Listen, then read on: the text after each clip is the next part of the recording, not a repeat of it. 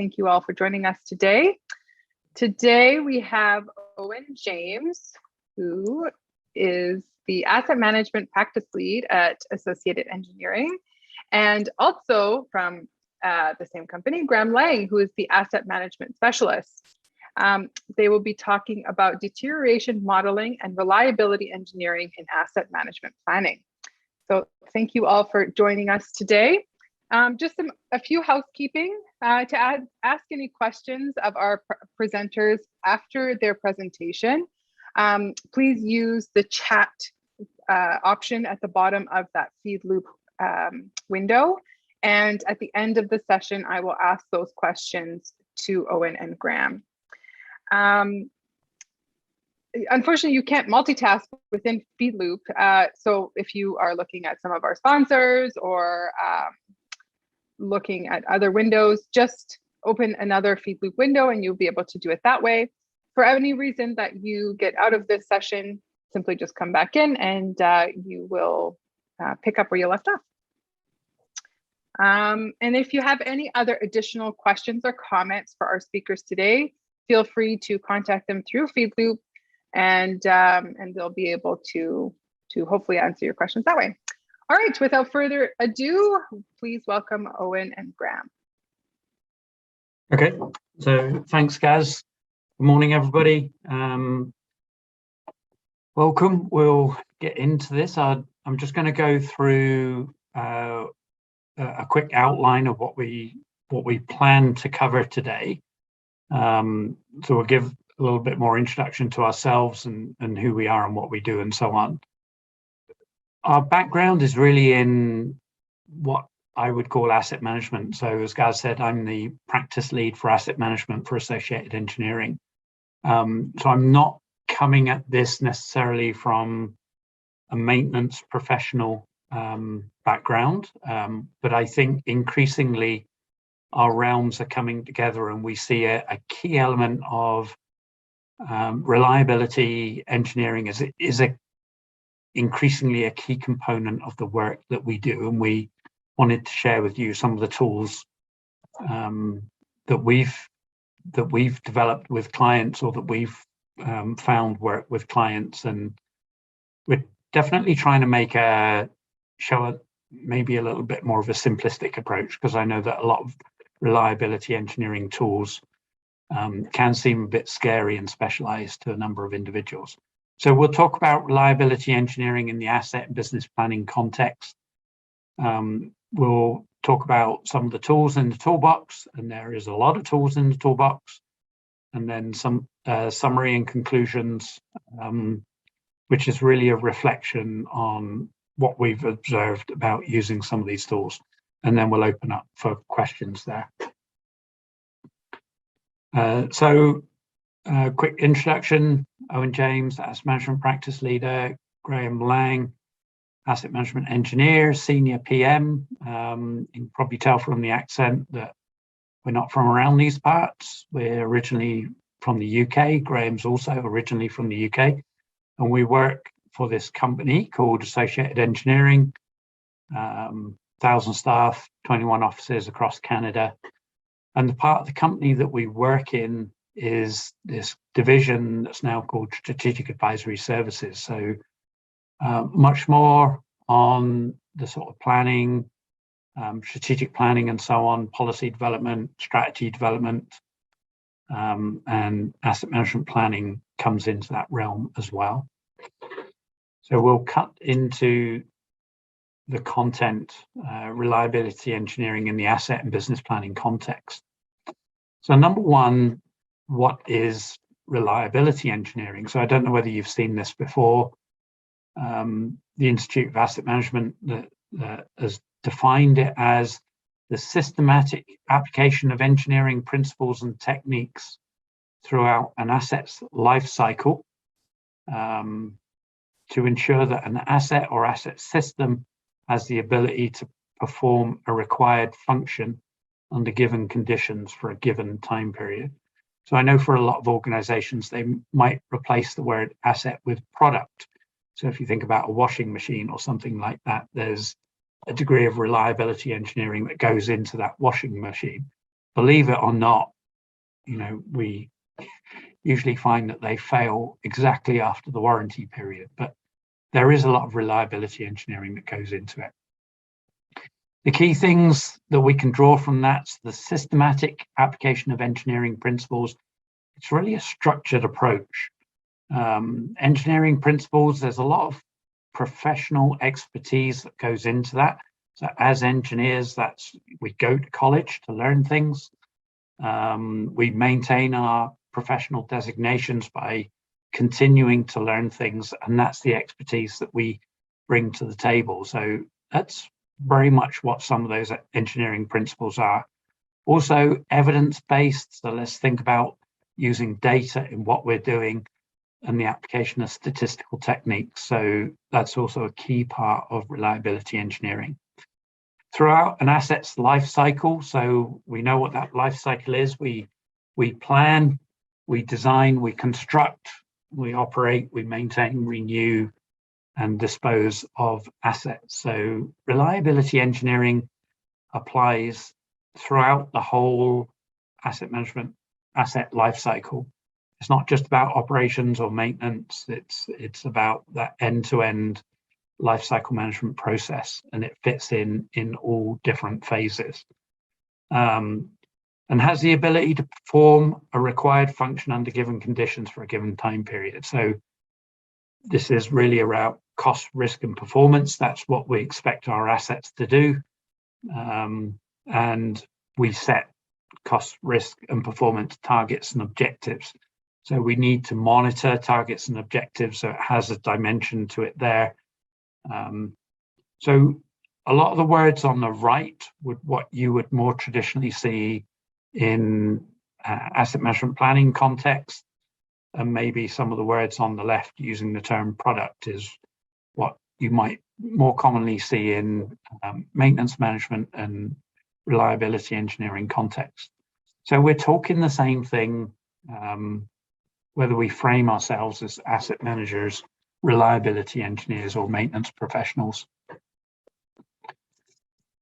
So how does this fit into a business planning process? So we've got here a very generic business planning process. Corporations, organizations, they develop corporate strategy. From that, they set objectives and requirements. As an asset manager, our role is to translate those strategies and objectives into, well, what does that mean for the asset base? We need to plan asset life cycles. We need to develop financial forecasts, develop capital plans and budgets, operational plans, maintenance plans and budgets. And that tips into life cycle delivery, where we either acquire and construct stuff, or we operate and maintain it, decommission and dispose. And we monitor how well we're executing those plans, how well we're doing everything. So in very simple terms, this would be like a fairly common business process for asset owning organizations. You can see the foundation there of data, systems and tools, and organization and people. So what I wanted to do was say, well, we know some of those reliability models, reliability approaches, things like asset modeling, risk assessment. This is where they kind of fit in, and they kind of fit in throughout the process end to end, but they certainly come to play during that life cycle planning piece. That's when asset modeling and risk assessment is most useful. But there's a lot of other techniques that we would apply. Prioritization and optimization. Criticality would also fit into that front end bucket. Design risk assessment. So we know that we do things like fault tree analysis, event tree analysis, HAZOPs. They would fit into that life cycle delivery in terms of improving the way we deliver projects. They also feed into the life cycle planning element as well. When things go wrong, how do we investigate them? How do we find out why things went wrong? And that's a very common operations and maintenance tool that we can use. And then if we want to report performance, we can report uptime, reliability, overall equipment effectiveness. So these are other tools that are in our toolbox that we can begin to use. So you can see that the role of the reliability engineer is not just confined to one phase of that business process. We're throughout the business process, and it's important that we recognize that and appreciate what we're doing. So let's touch on some of those tools in that toolbox. There is a lot of tools out there and a lot of jargon associated with reliability engineering. So you can see that I've used some of the terminology: FMEA, failure modes effect analysis, event tree analysis, condition-based monitoring, cost risk optimization, cost benefit analysis, RCM, total productive maintenance, reliability centered maintenance. There are so many tools in the toolbox, and I wouldn't pretend that this is everything. So a lot of people might bring other tools and techniques to the table. A lot of these techniques they either work together or they're performing some sort of a function. So if we take root cause analysis, event tree analysis, fault tree analysis, they're really around understanding relationships between asset systems, between the way assets work. So if an asset fails, well, what was the cause of that? What are the consequences of that? So that's the fundamental process around root cause analysis. And when we think about event tree analysis or fault tree analysis, there's a very similar kind of philosophy there. So we've got that idea around grouping some of the different tools into different families of tools. So there's those relationship management tools, monitoring tools, mathematical modeling tools, risk analysis, and then things like reliability centered maintenance and total productive maintenance are really more generic philosophies that permeate and touch on all of these tools. You'll also see here that these tools, there's very strong relationships with each other. So one might feed into another. So certainly if we understand the relationships between how assets work, that can feed into mathematical models and help us build mathematical models. Mathematical models feed into risk analysis. They're a core component of that. And we can also define those relationships that we define can help us understand what it is that we want to monitor and how do we prioritize these? How do we prioritize investment needs? So there is a web of relationships between all of these different tools, and knowing when to apply them is part of that reliability engineering game. What we wanted to do was touch on maybe a handful of the tools. Some of the stuff that we've indicated in green, we're going to touch on them very briefly and show a case study of when and how they can be used, and in particular how we can do them in maybe simple Excel tools. There are a lot of off-the-shelf commercial products that would help us do some of these, apply some of these tools, but certainly we wanted to indicate how they can be done potentially in Excel. So let's get into it. And remembering that ultimately, yeah, there might be a tool and there might be a scientific technique or a defined technique in terms of what FMECA is trying to do, for example. But we need to remember at the end of the day, we're trying to support decision making, to support business planning and resource allocation. So if we can keep those things in mind, then absolutely that's, we don't need to worry too much about some of the proper techniques. So relationship mapping,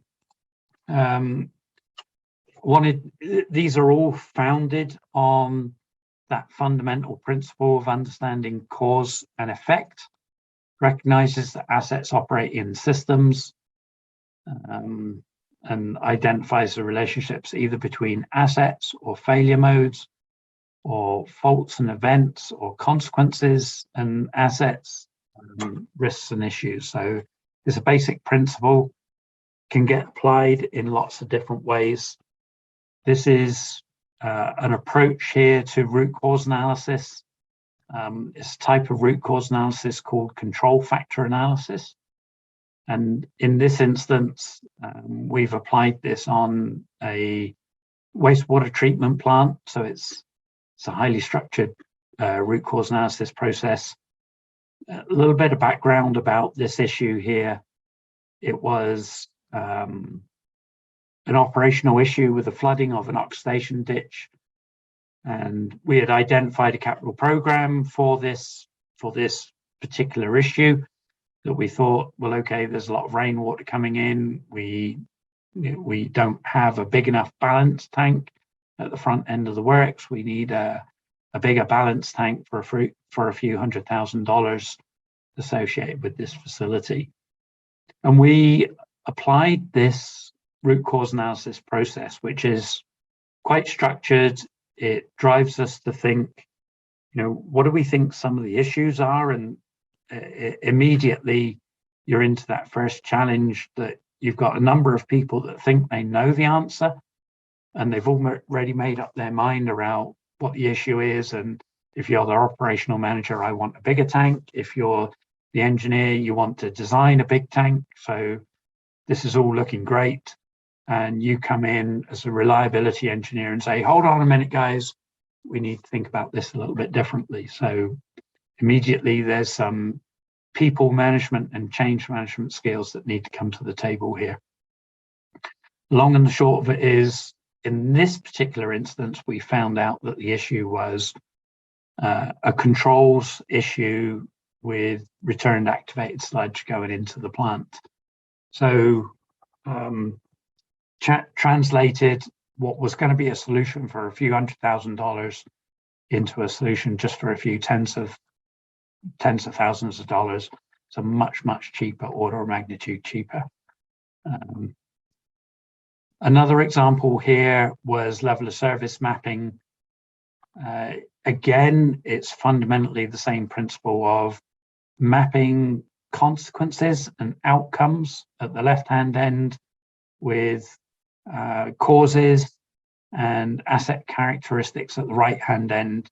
And how can we begin to, what are some of the investments that we can do that would influence those characteristics, that would improve asset and operational performance, that would ultimately improve outcomes and service performance. So you can see on here, it's getting relatively complex, and we wanted to develop this as a foundation to mathematical modeling. I think what we found here was it is a fantastic tool for capturing the knowledge and expertise of individuals within an organization. And we developed these maps over a number of workshops, and it was a great engagement tool. So it was very visual to say, well, okay, what's happening here? What are the relationships? What does that connect to? What are the consequences of this? I'm going to move on and hand it over to my colleague, Graham Lang here, and we're going to talk about some of the mathematical models. Graham, over to you.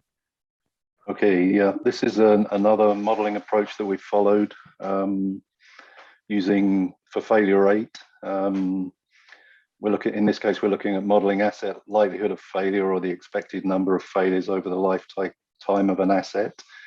And broadly, we understand the sort of theory of that. The graphic in the top left is something developed in the aircraft industry about how things fail, and most things fitting one of those 6 curves.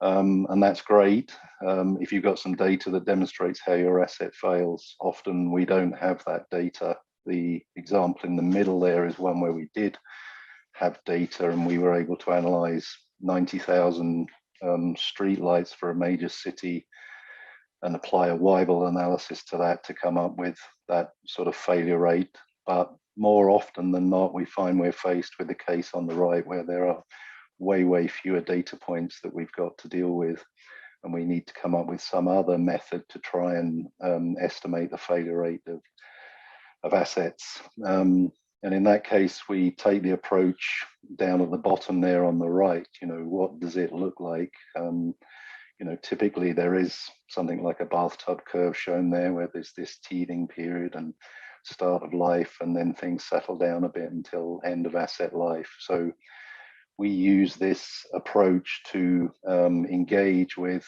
can you move to the next slide now, Owen, please? Yeah. To engage with subject matter experts, whether they're experts from our own company in the particular asset types we've got, or they're operational people within the organizations that we're working for, to try and download effectively their tacit knowledge of these things in the absence of data. And this is an example for the facilities owned by a major city where we've built them a risk model, and the figure at the top there is showing different curves for, I think we had about 40 different types of asset, from you know, structures in a building to HVAC equipment, escalators, all those kind of things, where we use those subject matter experts to help us develop the curve, applied a simple mathematical model to look at where things were in the end of life. So we're looking at failures throughout their life in that curve at the top. And in that way, we were then able to sort of project forward the expected number of failures under a range of different asset management strategies that we could deploy. Next slide, Owen. This is a similar approach, but using a slight variation on it, where we were really looking at the relationship between remaining service life, expected numbers of failures of assets, and condition grading. So we had, this was an example for a pipeline integrity on some sludge pipelines, where we had reports from an engineering company where they'd looked at metal loss, cracking, all those things listed there at the bottom, different factors that were going to influence the likelihood score. And then using that likelihood score, we were able to help inform the condition grading because of that relationship, and present that information in terms of condition grade and change in asset likelihood of failure. We've generally found, if you go to the next slide now, Owen, this just sort of further presents that case. And it allows you, by linking condition grading to risk, it allows you to look at their the client's tolerance for failure rates, and presenting it in condition grading. Move to the next one now, Owen. Is also a good way. We find that many of our clients understand condition grade, where they find it quite difficult to understand the concepts of risk, not in simple terms, but as you're predicting it forward, they find it very difficult. So being able to link risk and condition grading and bring things into a condition grading profile is often useful to communicate the message to particularly those that are responsible for assigning investments for assets in the future. So this example was for a ski hill, the asset base for a ski hill, where we use those methods to predict the impact of risk into the future, how risk would change, or condition would change into the future as the asset deteriorated. Looked at a investment plan for renewal and how that would influence condition if they put that in place, and then looked at budget scenarios for them and came up with an optimum solution for the budget they had to try and maintain the average condition of their asset through the into the future. This is just another example, I think, on that same. No, this is a building, but another example where we use condition modeling with very limited information but using both risk, age of assets, we were able to present them with a condition grading that was able to allow them to prioritize where they needed to go and inspect their assets to find out whether they really were in the poor condition that was anticipated there. And you can see in the graphs below there that following the condition assessment, we were able to adjust the theoretical condition grading that would come up from the risk and age-based condition monitoring. So it was very useful for targeting where we felt they should spend their dollars on predictive type maintenance and go and inspect their assets. Okay, Owen, next one. I think this is your slide. Yeah, I'll take this one very briefly here. You know, all the time that we're talking about condition and likelihood of failure, we're only getting half of the picture. You know, we kind of know that there are assets that are in poor condition, but you know, if they're not used anymore or if they're not critical, you know, why would you go and spend dollars on them? So you need the other half of the equation. So to understand risk, and that other half of the equation is really around understanding criticality and consequence. So to make more sense of condition or likelihood failure information, we really need to include this, some sort of criticality understanding. Criticality, bit of a generic term, it just reflects what is important. So to start with, as an organization, you need to understand, well, what is important to us. And I know that different things are of different importance to different organizations. And you might draw on your strategic goals to begin to say, well, okay, you know, what's important to us as an organization? Some might set themselves out as champions of the environment and sustainability, in which case things that influence sustainability in the environment are going to be factors that go into that criticality assessment. For most organizations, safety is in there. Lost production or service impact is also going to be critical. Highly regulated industries, maybe environment's not your thing, but if you are highly regulated on environmental factors, then it needs to be important because it's regulated in that manner. And cost or cost avoidance is also typically an important factor. So criticality is more of a principle, an idea, a concept, can be applied at the system, asset class, or individual asset or asset component level.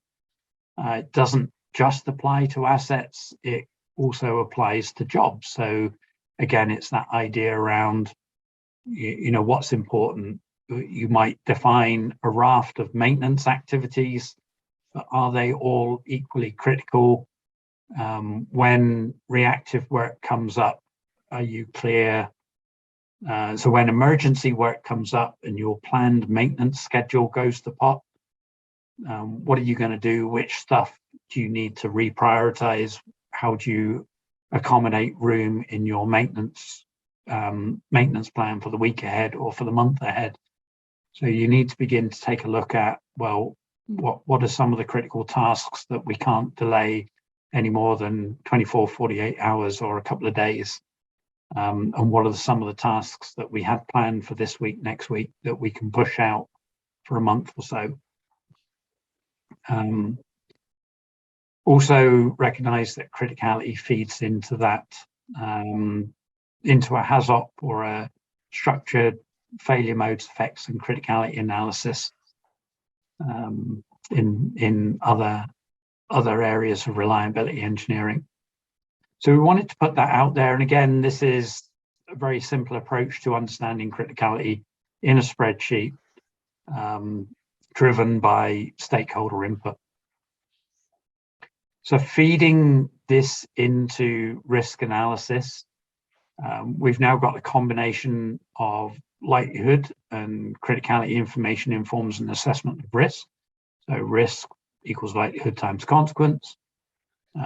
Risk thinking, again, is foundational to so many aspects of asset management and business planning.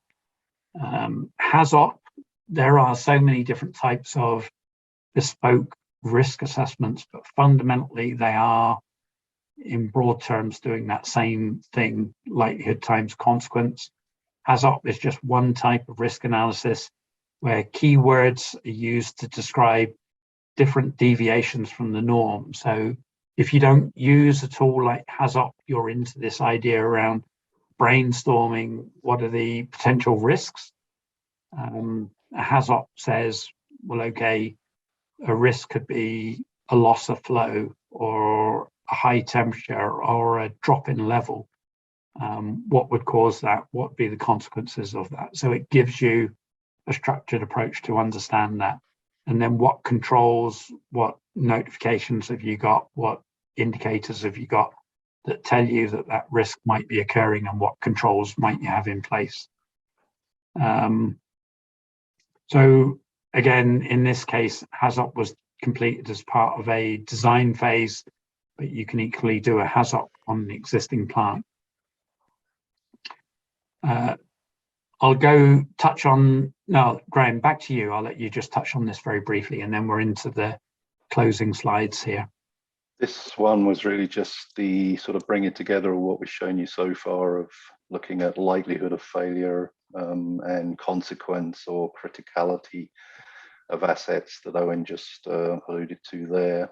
And we showed forecasting forward of condition. Here we're forecasting forward. We're taking the likelihood of failure from that work we did with subject matter experts and the consequence and criticality analysis that again can be informed by or is generally informed by subject matter experts to show in a sort of typical risk matrix. This one's not quite typical, I think, in that risk likelihood is on the horizontal scale rather than the vertical scale, which is perhaps the norm for this client, happens to do it this way. And it just shows, again, in a pictorial way, how, you know, from the current position where risks can be plotted, likelihood versus consequence in bands of high to low, and then the impact of not doing anything to address those. In this case, all of those blue dots slide to the right. More typically, they'd slide up the diagram and become significantly more risky through time. And it's often useful to show the impact of, with a renewal or a rehabilitation program of assets, how you can control those by picking off those that are the highest priority assets that are into the high, the medium high, and the high. Go to the next slide now, and typically we would use that. And this is an example from a distribution network in British Columbia that we did, a water distribution network where it showed that they had a huge backlog of expenditure, 25 million of renewal expenditure that they just could not fund in the first instance. So we had to find a way to distribute that and adjust it through a 10-year program. It was a 10-year program, yeah. And that the outputs from that risk analysis we used to do that in logical steps, looking at consequence of risk or looking at risk number as a whole, to come up with a much more balanced program that was affordable by the client in that case. That's me. Okay. Owen, thanks. I'm going to skip ahead here. We wanted to talk about different prioritization approaches, and I've already mentioned worst first is commonly adopted because you see worst first. We don't always think about risk, and there are other approaches to prioritizing investment. I just wanted to reflect that I like the idea of prioritizing investment where you quantify risks and investment needs in dollar terms. This certainly does help us to take that cost component into consideration. There is an example of a program here where we've applied that, but I'm going to skip through because I do recognize that we're at time here. I think just in terms of summary, From those models that we have applied, these are the key things that we've drawn out from it. So whatever approach you do, engagement with people is still critical, is still fundamental to applying any of these reliability engineering tools. So we can't get away from working with people. Data would be great, but data completeness and integrity is still a major issue, almost with every client that we work with, that you're finding that it's not good enough, or they've just transferred over to a new system and that does things differently, or they've lost all their data history. Tacit knowledge, which is really that sort of unorganized thoughts and experiences that we have in our heads. That tacit knowledge is great for filling out the gap. So we can use all these reliability engineering tools as a structured approach to pulling out that tacit knowledge. Simple approaches can be very informative. So we showed some very simple approaches to risk assessment there. And the last point there, much can be achieved with Excel. So you don't always need the complex tools from commercial vendors. I'm not saying that they're not useful. They probably do make life a lot easier, but you don't necessarily have to go there. There's a lot that you can achieve in Excel. So that's it. Questions, I can see that there are a couple of questions in the chat there, but if you have other questions, please let us know. Thank you. Thank you. Gaz, shall I take the first one from the chat? Sure, go ahead. Do you want to just read the question? Yeah, for sure. So there was a question here. Have there been cases where implementing the solution determined, so I think we were talking about root cause analysis there, was a higher cost than what the group initially thought? So, and if yes, how did the reaction to the increased cost go over? So obviously when we're at that front end of business planning, we're planning our investment needs, and sometimes obviously costs go up and costs go down. So there's a whole raft of things that an organization can put in place to manage that. You put an envelope of cost confidence in terms of your program management. If you're getting cost reductions, which was the case on that oxidation ditch, you're not necessarily just saving that money. It's meaning that you can reallocate that money to projects that are going over in terms of their costs. And certainly in that, where you get that cost overage, you need to go back and seek approval for it. We had a process that was called a risk and value process. Under that risk and value process, there would be an innovation challenge. So what could you achieve within the cost envelope? And that drove the innovation back to say, you know, if they thought that they were going to do a tank for $200,000 and it needed to be a bigger tank for $300,000, the innovation would go back, well, what could we get for $200,000 or within an acceptable cost envelope? And what would that mean in terms of the risk picture?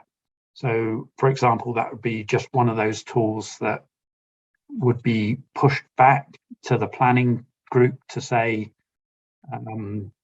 you know, what could you do? How could you be more innovative in the solution? How could you make this more cost effective? Yeah, so always that pushback, but sometimes you just have to increase the budgets on individual projects. And it might mean that there might be a project that ultimately you can't do. There was another question here. Do you have recommendations for websites to check out that may provide templates to assist? Yeah, so there are a huge number of templates. I'm not going to identify a specific website, but for any of these tools that we've put on here, if you do a Google search, you'll find a dozen different templates. Quite often they're used in the IT industry or the energy sector, or you'll find stuff from the water sector. you've almost always got to customize it to yourself or to your own organization or to your sector, or going back to that point that really you're just trying to improve decision making. Take a sensible look at it and think, well, how can I make this tool better for me? So hopefully there's your answer. There are so many tools and templates out there. Are there any other questions, Gaz? None that I can see. But if anybody does have any questions after you have reviewed or rewatched this presentation, which is going to be on FeedLoop, along with the PowerPoint and paper, you're always welcome to, I mean, Owen and Graham's email is right there. You can either shoot them an email or chat with them on the FeedLoop platform. Do you have any last minute things that either of you would like to add? And if not, then we can wrap this session up. I think we're okay. I think it's just that don't be afraid of any of these tools and give them a go. I think that's one of the key things for me. And the other thing that we have found, a lot of these tools, you can probably tell that a lot of them are based in the water sector, which provides an opportunity for civil infrastructure, but also a lot of process infrastructure. We found that the tools and principles work equally well in facilities, in other process industries. So I think it helps. There are people that work in those industries that bring the expertise. As reliability engineers, we're really often in a role of being a facilitator. So a key thing that we need to bring to the table is those facilitation skills, change management skills, people skills. They are equally important as a reliability and as some of the technical skills for a reliability engineer. But yeah, for sure, if there are any questions, you got our email address, give us a shout. We'd be happy to answer them. Wonderful, thanks. Edith, Kent, and Martha have all said thank you very much for your presentation. And as I mentioned before, this presentation was recorded and